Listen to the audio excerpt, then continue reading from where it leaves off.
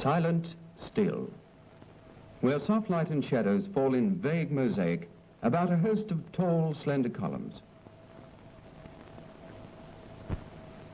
A forest of exotic pine trees, planted to provide pine logs in abundance for the industries of man. What then, deep within the shadows of an ordered pine wood, could cause such terrible devastation?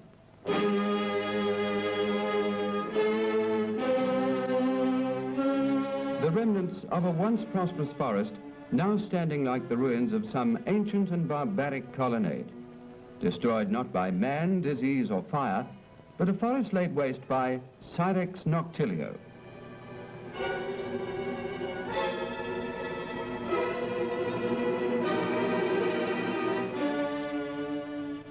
Steel blue in colour, sinister in appearance.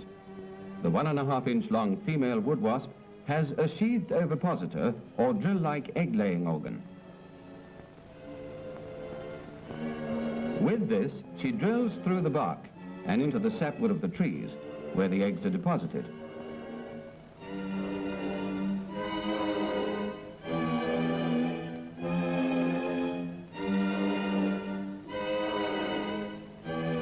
So compelling is the urge to oviposit that each female wasp may bore into the tree every few inches at 5-minute intervals, during which as many as 400 eggs may be laid before she finally dies. After having penetrated the wood, the eggs are released through the ovipositor.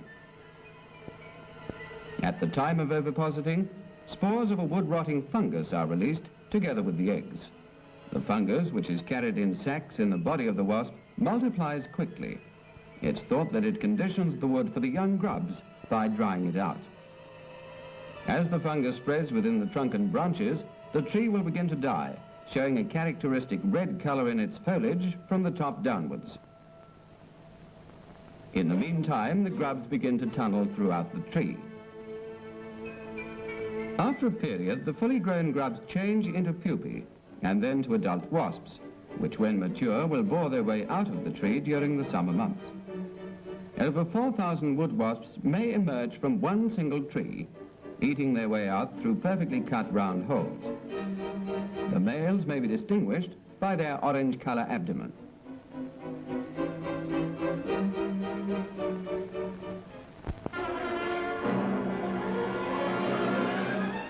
Sirex noctilio, a European migrant to this country from New Zealand, was discovered in a Tasmanian forest of Pinus radiata in March 1952.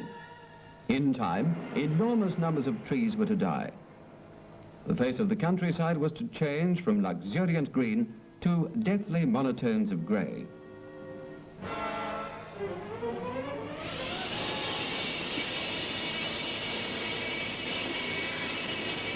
December 1961.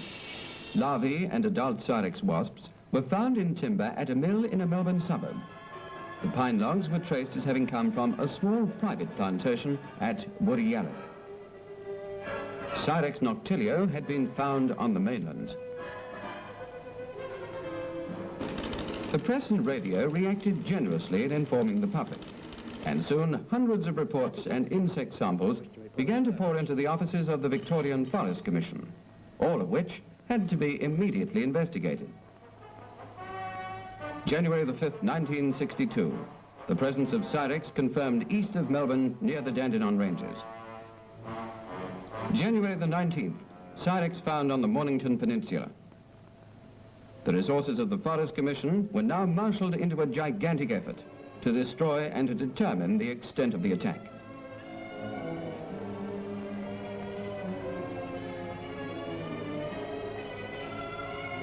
As the search intensified, even more infested areas were revealed. Sirex in Gippsland, at Hayfield and Longford. Sirex at Park Orchards, Yanyin and Lilydale. Sirex at Dandenong, Cranbourne and Narnagoon.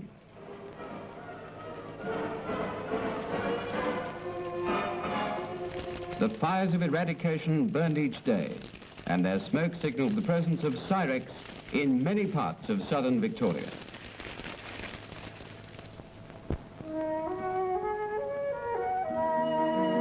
Within Victoria stands 130,000 acres of Pinus radiata. Across the border and into South Australia, over 162,000 acres. Beyond the mountains and on the southern highlands of New South Wales, 125,000 acres of pine forest provide a major industry.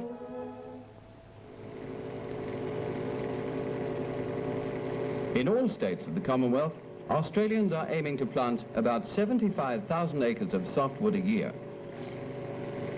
Pine trees are shelter belts to give protection from the wind to stock and orchards. Plantations of radiata for the making of particle board, a popular building material which depends entirely upon the regular supply of pine logs in its manufacture. Vast forests of pine for sawn timber, flooring boards, furniture, and the making of plywood. Pine, 500,000 acres planted to provide raw materials for the manufacture of an endless number of goods today and in generations to come.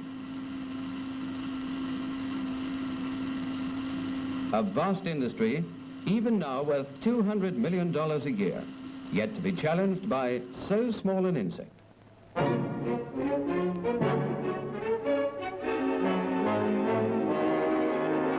The Commonwealth and state governments, working with complete unanimity, were quick to take up the challenge.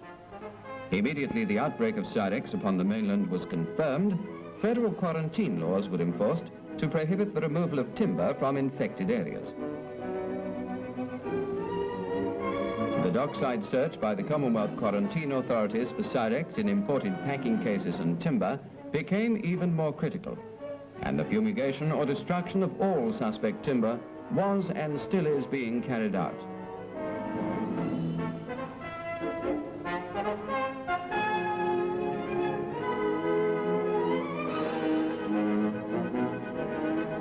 At the Premier's Conference of 1962, federal and state leaders agreed to share the cost of a national Sirex fund to aid research and to assist Victoria with its program of survey and eradication.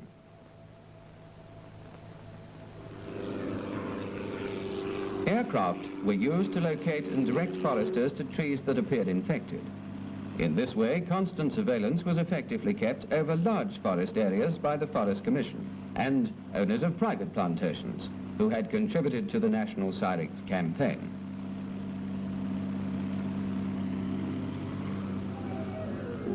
Under the direction of the National Sirex Committee, Australian scientists and research workers began to conduct the world's first major organized and coordinated research program into the problems of Sirex. At the Waite Agricultural Research Institute at Adelaide, research workers are engaged in studies to learn basic information on the Sirex fungus.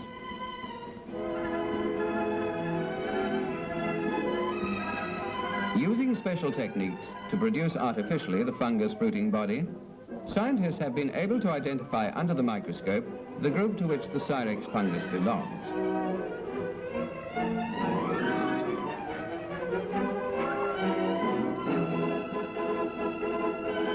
When extracts of this fungus were added to a nutrient solution in which small pine seedlings were growing, it was found that they began to die within a short time.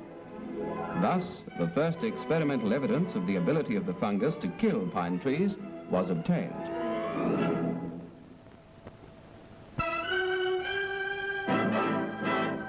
Healthy pine trees may successfully combat an attack by Sirex. Non-vigorous trees, especially those which have suffered drought conditions, are often more susceptible.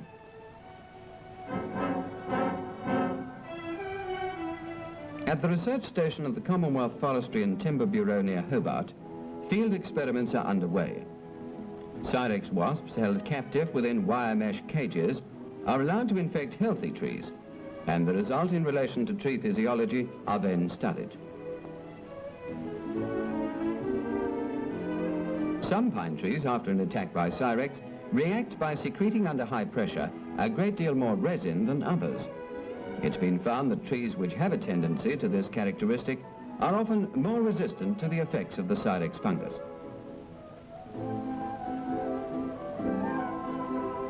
From selected trees, foresters see the possibility of breeding a new Sirex-resistant strain of Pinus radiata.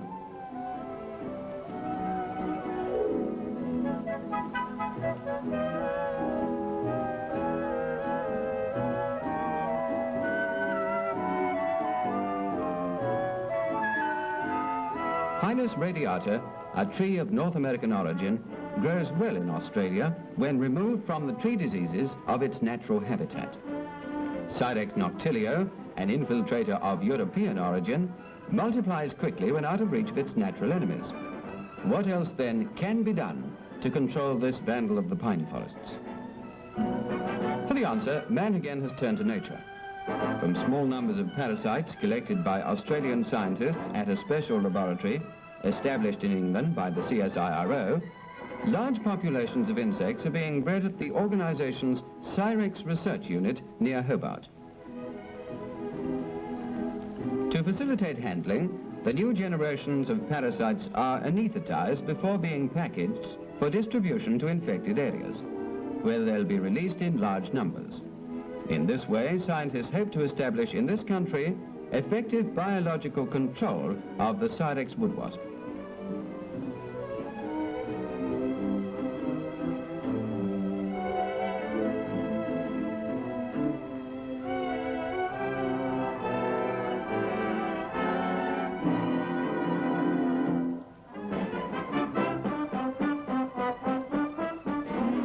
Among those parasites now active in some Victorian and Tasmanian forests is the tiny Ibelia, which seeks out with her antennae the eggs of the Sirex. Through the hole previously made by the female wood wasp, Ibelia deposits her own eggs upon that of the Sirex.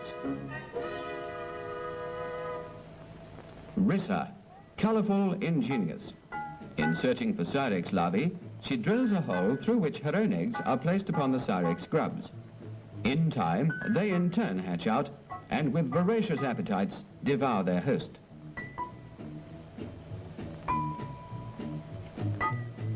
Megarissa, the most spectacular Sirex parasite so far introduced into this country by the CSIRO.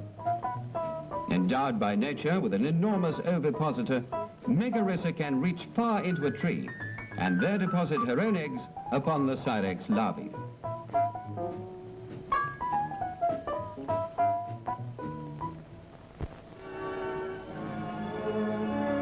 A generation ago, men began to plant pine trees to supplement Australia's dwindling forest timber.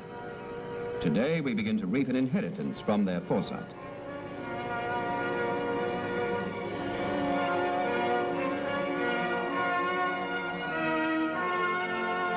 Only by the prompt action of the Commonwealth and state authorities has the spread of Sirex in Victoria been so far held in check.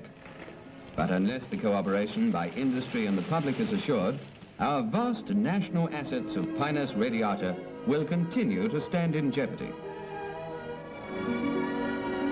Watch for the signs of the wood wasp and do not remove timber from out of proclaimed areas. Your participation could go a long way in helping to preserve our pine forests and in bringing about the final defeat of Sirex noctilio.